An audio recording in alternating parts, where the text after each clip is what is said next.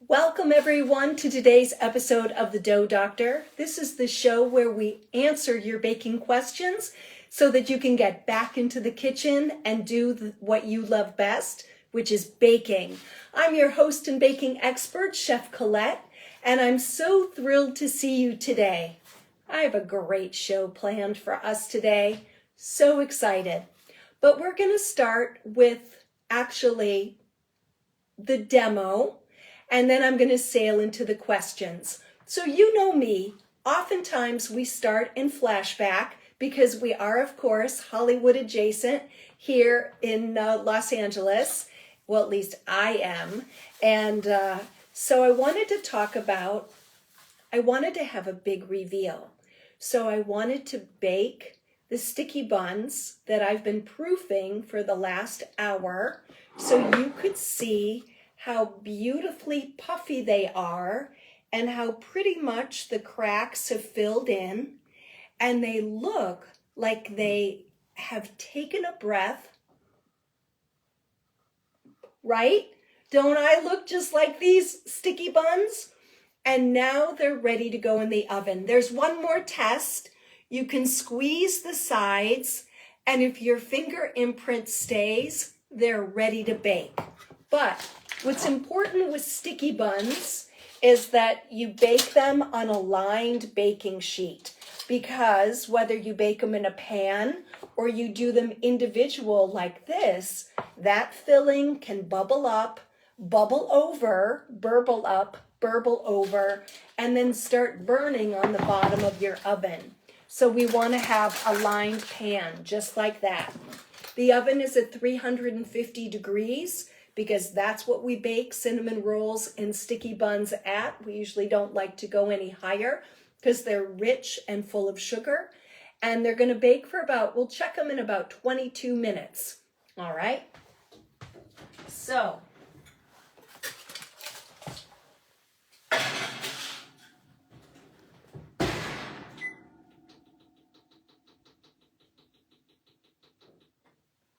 all right, now we can really start the show.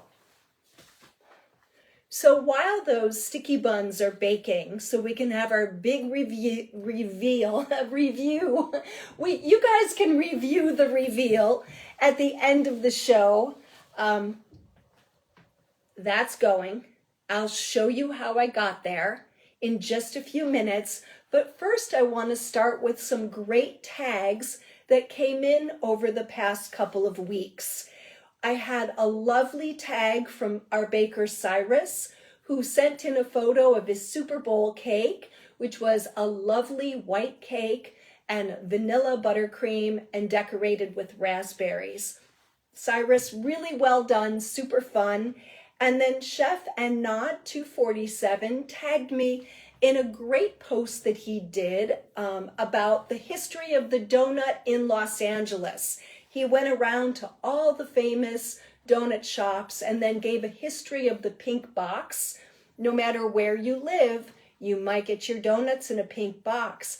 And that originated in LA. And I loved that Chef and Nod 247 highlighted that because I'm a food historian myself. And I just love, especially LA food history is really fascinating. Okay, and then BB Cab sent a photo of pizza, really, really beautiful pizza. Remember when we did pizza way back when? Feels like 10 years ago.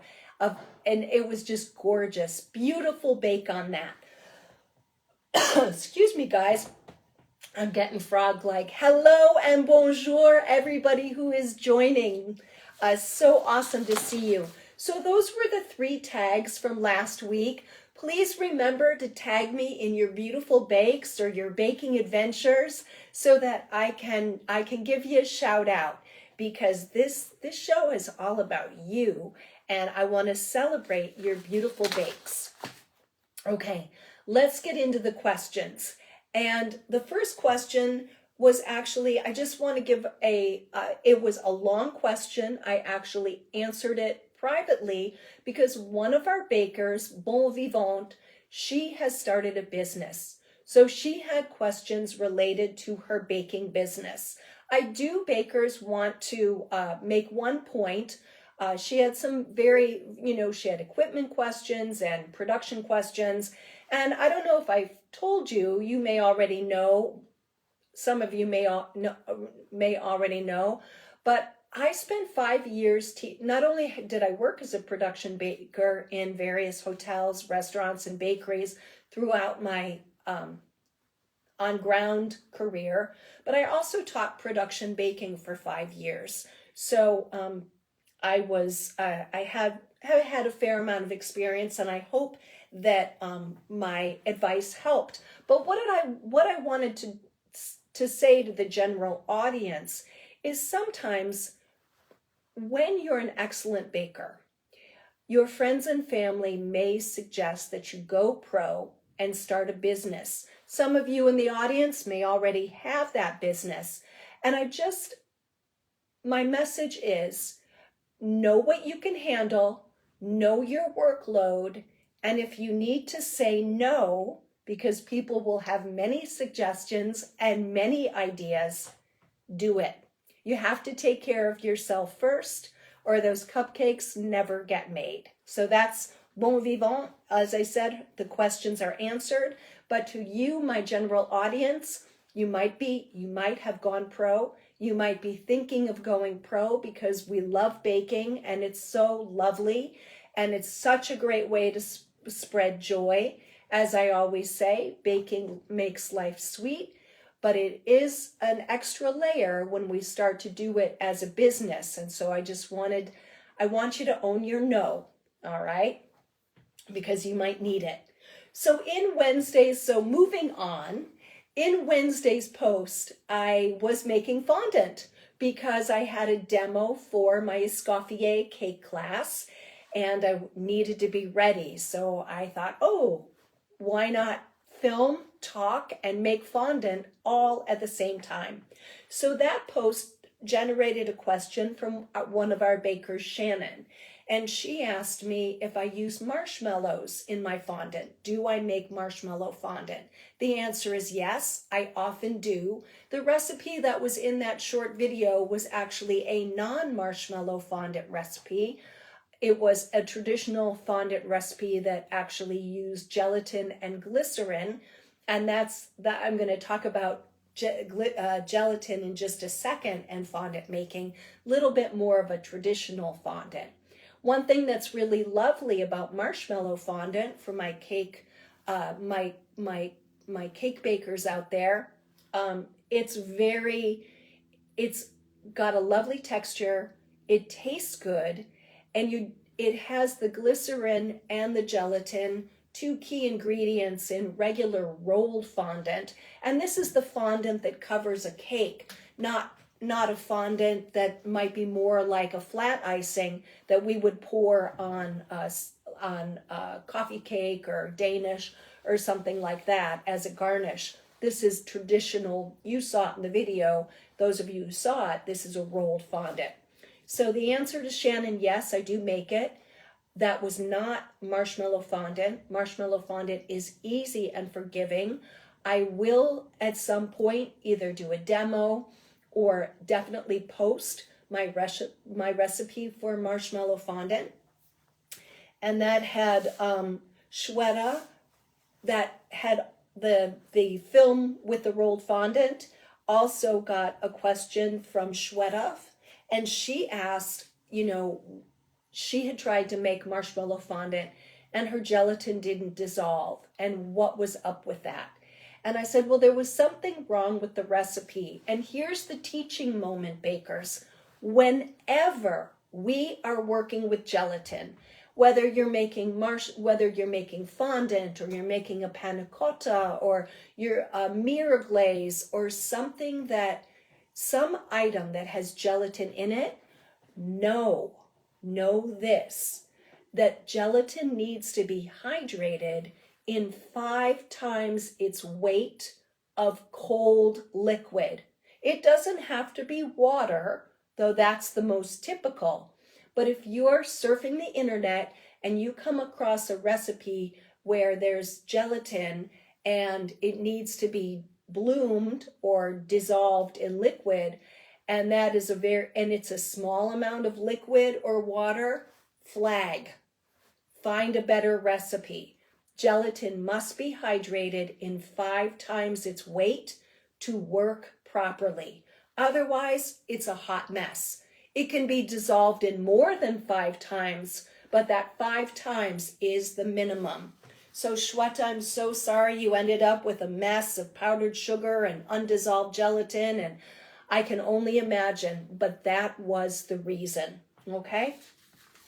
And then our baker, Dana Ralston Music, asked me about grain-free recipes across the board: wheat, rice, corn, and millet.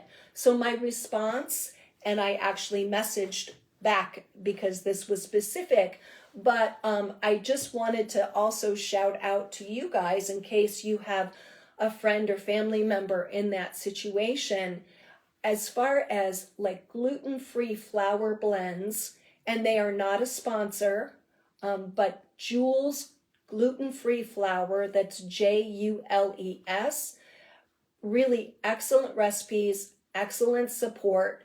So if you have someone who cannot tolerate traditional grains, including wheat, I really recommend their site, jfjules.com, for support, recipes, information, and a way to order their great already done flour blend, gluten-free, and pretty much accessible to people who have a lot of complex allergies. That would be my recommendation. Of course, be careful, and you can always consult a nutritionist and your doctor. All right, so now our last question came from GGMSFO, and he asked me, and this is just so pertinent to today, he said, what's the trick to making sticky buns that are gooey in the middle and not too bread-like? And the answer is simple: the flour.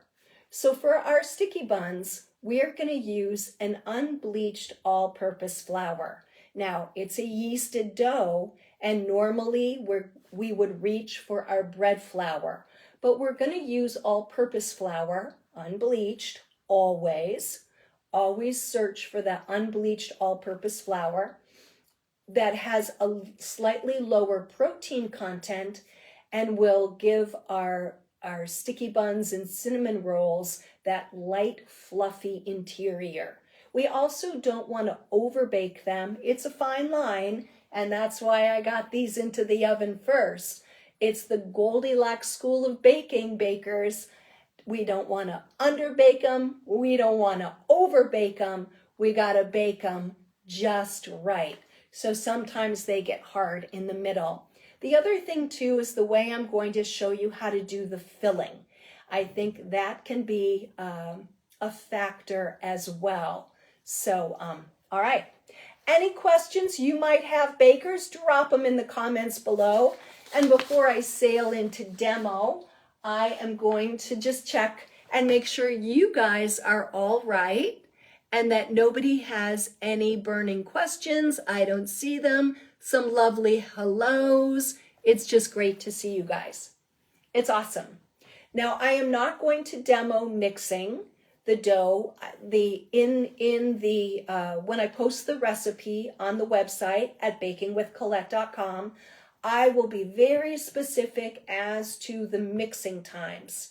I will say this works really well if you have a stand mixer.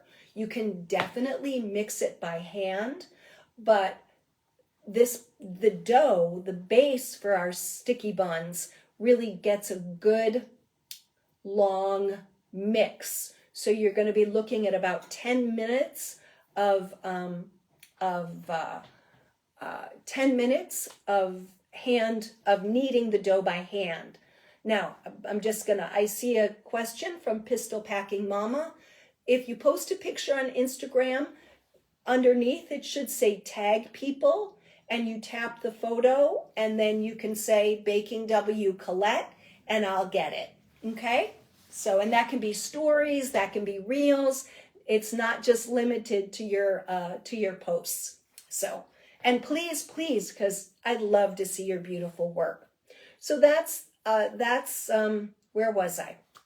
I apologize. So the dough is made. I am going to be, it's the recipe will be extremely specific as to the mixing. It's about 6 minutes of mixing in the mixer, 6 to 8 minutes of mixing in the mixer, and about 10 minutes if you need this by hand. It can be done. All right. Hold on. So here's the game changer, bakers. For those of you who like to make cinnamon rolls and sticky buns, or even orange retro sweet rolls. As a matter of fact, I couldn't believe it. The New York Times food section this morning, Genevieve Coe, who's one of their food writers, posted a recipe for orange 1950s style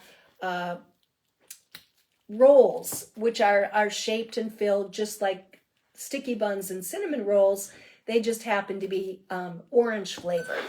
Anyway, I digress. I was like, wow, if it's in the New York Times, then we are on track.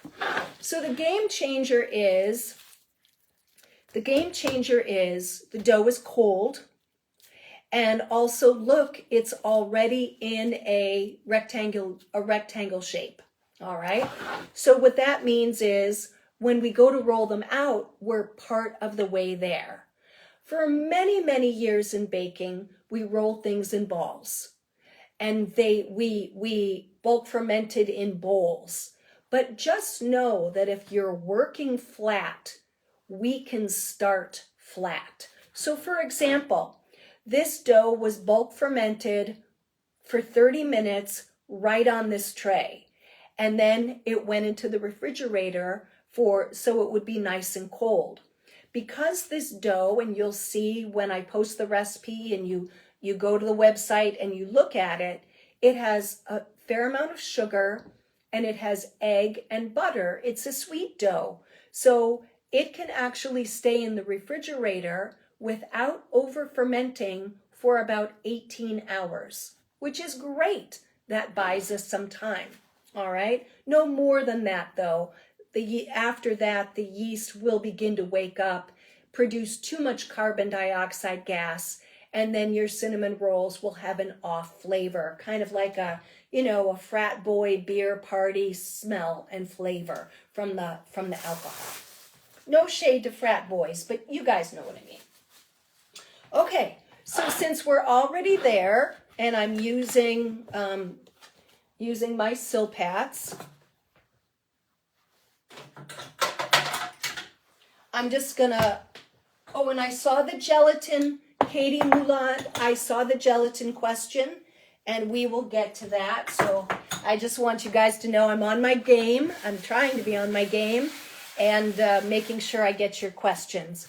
So we have the work surface lightly floured, and just like parchment paper, I'm gonna pull this Silpat back on a diagonal.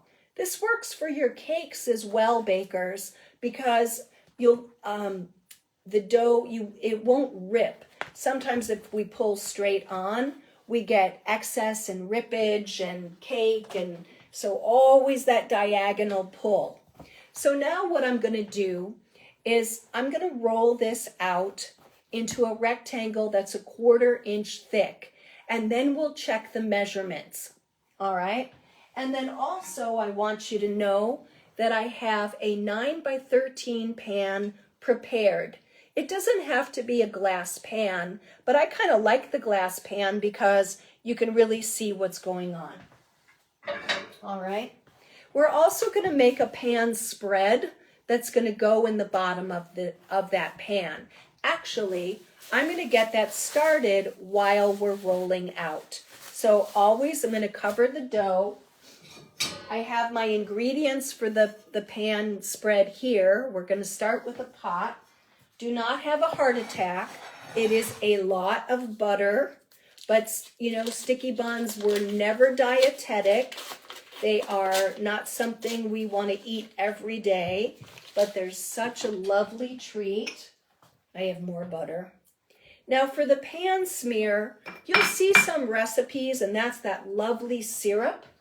You'll see some recipes where you just combined the butter, you know, and then like honey or corn syrup and then sugar. But if we melt the butter, add the sugar and the honey and kind of cook it for a minute or two, we get a far more stable syrup. All right. So while that's working, I'm going to multitask. So exciting. I actually am not a great multitasker, but we're going to do that today. I find I do better if I don't multitask. So again, uh-oh, I lost you. Here I am. All right. So hold on. Forgive my back to you. I'm going to roll right behind me and then transfer.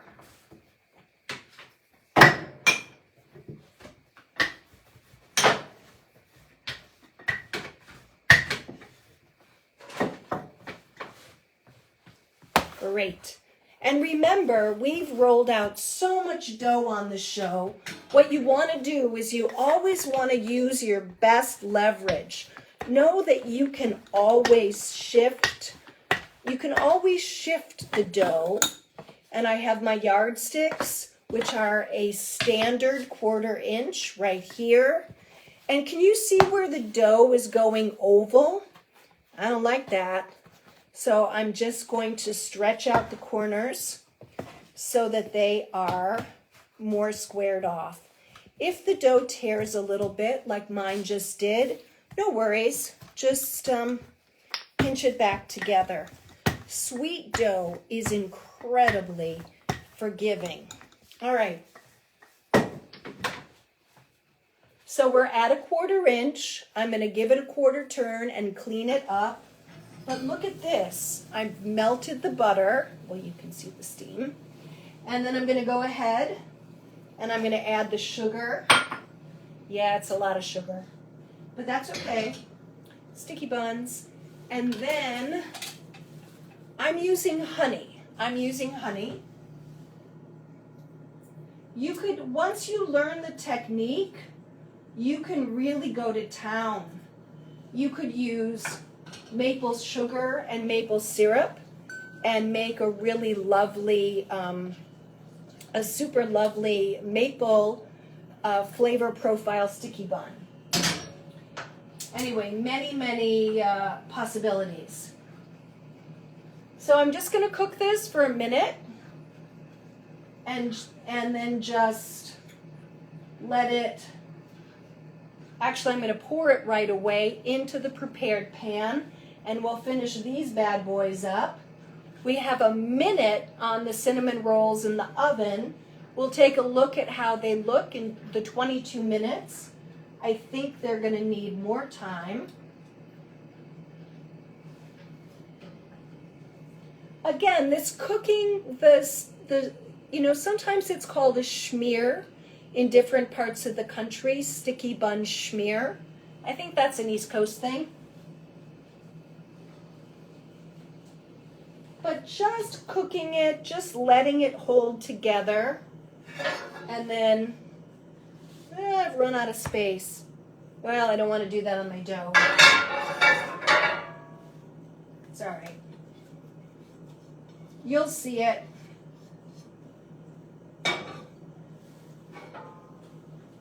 So there it is. There's our beautiful schmear that we just made. And you could use any nuts that you like, but I'm going to use pecans, and I'm going to sprinkle them over the top of my syrup, schmear syrup.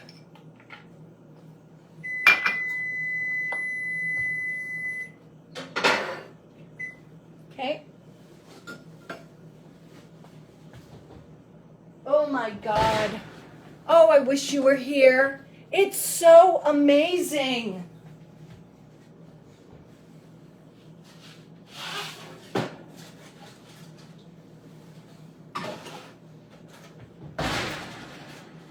Look at how gorgeous they are. So So how do we know they're done, bakers? We know because they are beautiful golden brown, and you just want to check the inside, and if it looks wet and gooey, pop them in for another 3 minutes. If this looks like it's a perfect crumb, then no, then they're coming out of the oven. Now the next thing that has to happen is, I'm just going to put them there for a second. I have to finish this, and then we're going to unmold those. Actually, we should unmold them right away, but we can't because the dough is warming up. It's go time. And you'll see me fix this. Like, look at that hole. Whoa, that's scary. See, but the scary things happen on the show. So when you're in your kitchen working on stuff, you're like, oh, I saw her fix that. This is no big deal. And that's correct. It is never a big deal. We can usually fix most things. Okay, and I'm just checking my measurement. Okay, 10 by 14, that's normal. I am going to quickly brush away any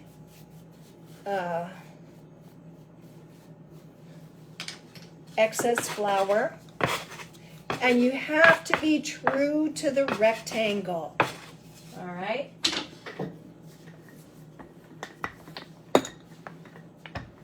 Just a little smoothing it out. I have softened butter right here. There's a heart attack in a dish. And we're going to,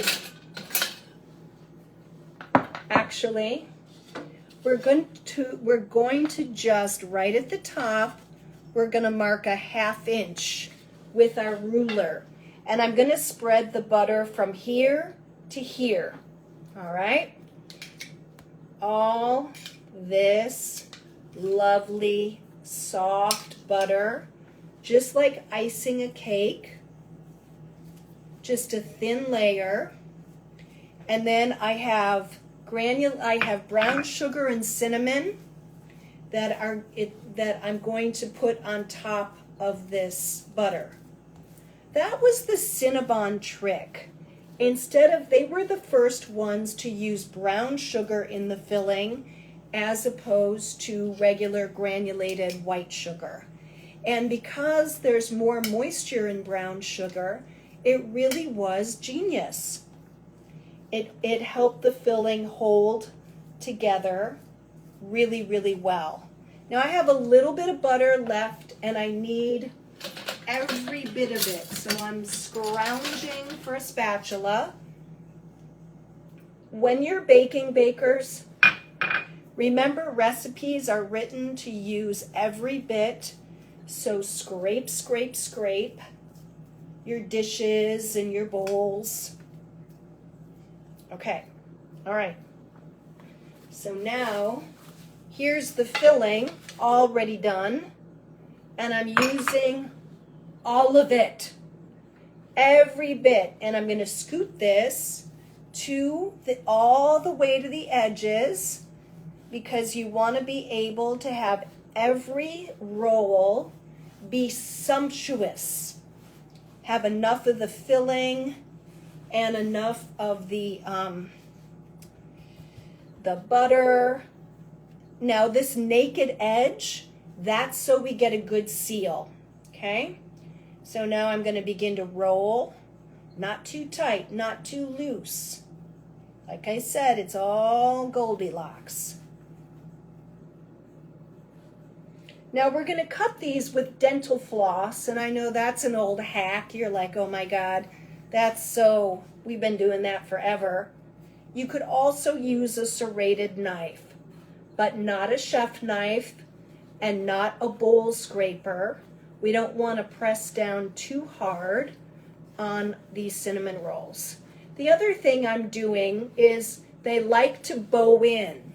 So I am actually stretching out the sides so that the sides match. And then when I get to the edge, I'm going to pinch get this. Ooh, the dough is just so sexy. It's just so gorgeous. I think you're going to love it. And it's going to be a good exercise for you bakers because it is stickier than we've been. It's actually, it has egg in it. We're working with some different hydration factors, plus more richness, and it is a bit stickier. But because we're working cold, that's what that fixes that stickiness. And then I'm just going to brush away. I did get a little bit of sugar. I'm going to brush that away. And now we're going to cut these, all right? And we want them to be at least 1.25 inches thick, all right? Too thin, they're like hockey pucks. So you can mark,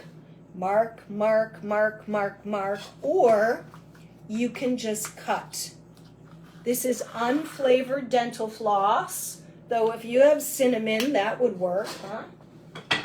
Because there is cinnamon in the filling. Now, bakers, the filling in the actual dough roll for sticky buns and cinnamon rolls, that is the same.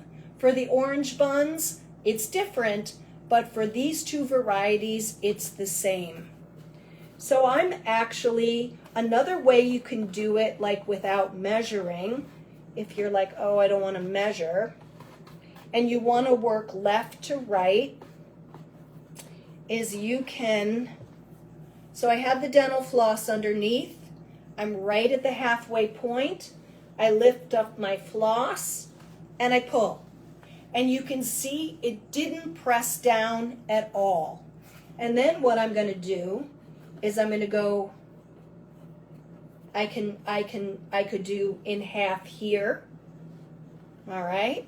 Now the next thing I want to show you, so that's how the dental floss works. You can also use a serrated knife with a sawing motion. All right. I would love to get 12 out of this roll. Let's see if I can do it without them being too thin. No, we're doing it. We're good. So either a serrated knife or the dental floss. I'm not crushing them. That's what I want to avoid, is crushing them. Okay? And then when they go into the prepared pan, this one, right? When they go into the prepared pan, I'm going to make sure that you guys can see me. First of all, I'm going to check if this is very hot. That could be a problem, but it's not. Now, bakers, if you've just been working with hot caramel, do not stick your finger in it like I just did. Okay? All right, now I'm going to cut side up because that's the pretty side. I'm going to put them in the caramel. Okay? And it just smells so good. It's just amazing. And before, this will take just a second, but I want to show you something else. Let's say, oh, I wanted to show you something else. Oh, I'll just, let's see. Nope, they sealed so well. If they don't seal, which can happen, let me see if I can, yes. See, if you get something like this tail can go underneath. You can tuck it underneath so that your little slice is contained. Okay? All right. So now let me just pull this back so that you can see it. So we got a dozen cinnamon rolls out of the recipe, which starts with 500 grams of flour, so a little bit over a pound. And now I'm going to cover this, and they will take at least an hour to get close to as nice and puffy, unless your kitchen is 90 degrees. Then it might take less time. But especially this time of year, it's not going to be a 20-minute proof. We need them to expand. We want them to look. Remember, like they took a breath and held it. And they should, you know, and you know what I recommend in these modern times? If you're unsure, when you set up your product for proofing, take a picture of it with your phone so that you can really compare, you know, where you were when you started to now. Do they really look like they've grown out enough? Now, I don't proof on top of the stove because things just get too hot, and everybody's residential stove has some part where the excess heat is released, and it can be like mine is right back here, right here, and if I'm proofing on the stove, I can overproof really easily. So this is going here, and we're going to come back to this, and I'm a little worried that maybe I let this cool down, but we're just going to go for it. And I'm going to use the foil-lined pan. Woohoo! Bakers! Hallelujah! These look awesome. There we go. Whoops, I got one stuck. Okay. All right. Pretty good. Look at, oh, and they're like light, like a feather, because I didn't underproof them. So my baker who asked about them being tough in the middle, another factor is underproofing.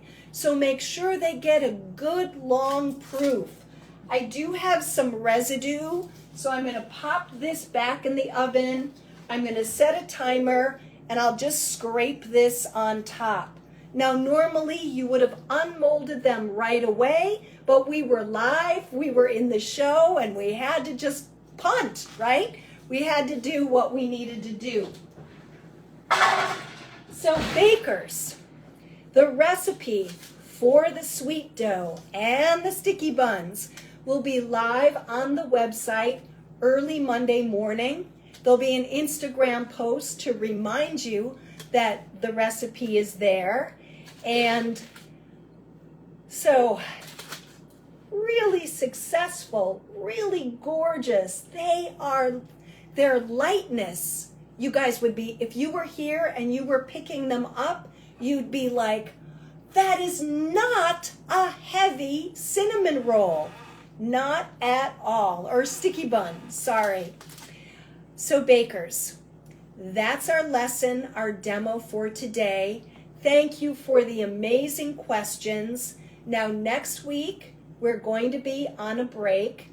I actually, one of my former chef colleagues who I taught with for years passed away.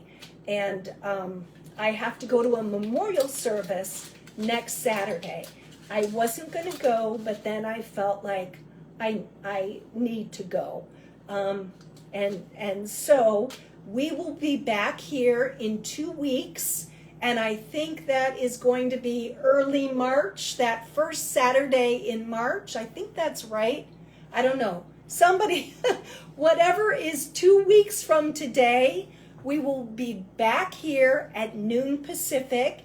We're going to do 2 more breads, 2 more bread demos, and next week is going to be our whole grain power loaf, our whole grain power loaf that you guys are going to love. And it's a higher hydration, but I'm going to teach you how we have higher hydration in whole grain because the whole grains soak up liquid differently than a standard loaf. And then finally, we'll close out this bread chapter with we'll close out the bread chapter with focaccia, which will be at a 72% hydration. So by the time we're done, we'll have run the gamut from bagels to focaccia. Please tag me in your beautiful bakes, and I will see you in 2 weeks right here at noon Pacific. Happy baking, everyone. Bye. Take care. Thank you.